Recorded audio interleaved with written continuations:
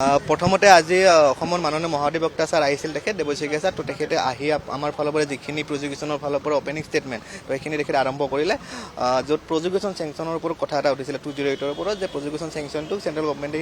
ভুলকৈ দিছে বা কিবাটো ভালকৈ নাছিলে তাত কিন্তু সেইটো সম্পূৰ্ণ মিছা তো এইটো অভিযুক্তসকলে কিছুমান কথা তেখেতে উত্থাপন কৰিছিল তো সেইটো ৰিপ্লাই তেখেতে সম্পূৰ্ণভাৱে দিলে আৰু ফাৰ্ষ্ট তেনেকৈ আৰম্ভ কৰিলে আৰু আমি তাত ক'লোঁ যে সম্পূৰ্ণ মেটেৰিয়েল আছে আৰু সম্পূৰ্ণভাৱে 208ত যিখিনি আপোনাৰ দিব লাগে সম্পূৰ্ণ গোটেইখিনি বস্তু তাত আছে ফাৰ্ষ্ট সেইটো কৰিলে তাৰপিছত আপোনাৰ দুখন পেটিশ্যন আছিলে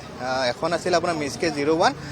তাত আছিলে আপোনাৰ মহাবীৰ একুৱা তো মহাবীৰ একুৱাটোত এটা মানে আপোনাৰ ভুল ধাৰণা হৈছে মহাবীৰ একুৱাত এতিয়ালৈ খুলি দিয়া নাই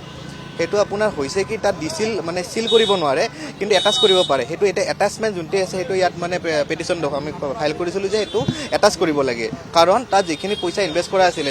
আপোনাৰ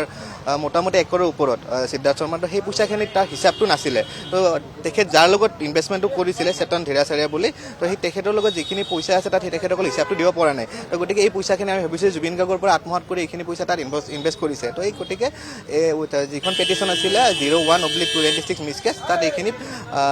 প্ৰপাৰ্টিটো তেখেতৰ যোনটো আছে এটাচ কৰিব লাগে সেইটো হ'ল 1 নম্বৰ কথা তো সেইটো কাৰণে আপোনাৰ 29ত অৰ্ডাৰটো ৰিজাৰ্ভ কৰি ৰাখিলে অলৰেডি আমাৰ অনাৰেবল জাজে তো তাৰপিছত ছেকেণ্ড পেটিশ্যনখন আছিলে 40 মিছকেছ 40/26 সেইখনৰ আপোনাৰ হিয়াৰিং সম্পন্ন হ'ল তাত আমি আমাৰ ফালৰ পৰা ক'লোঁ যে 6টা একাউণ্ট আছিলে সিদ্ধাৰ্থ শৰ্মাৰ একাউণ্ট তাৰপিছত তেখেতৰ মাকৰ তেখেতৰ ভাগৰ এনেকৈ 6টা একাউণ্ট আছিলে সেই 6টা একাউণ্টত মানে আপোনাৰ যিখিনি পইচা সোমাইছিল জুবিন গাৰ্গৰ যিখিনি টকা সেই টকাখিনি সিদ্ধাৰ্থে তাত মানে আপোনাৰ মিছ ৰিপ্ৰেজেণ্টেশ্যন কৰি তাত সোমাইছিল তো সেইকেইটা একাউণ্টটো আপোনাৰ চিজ কৰিব লাগে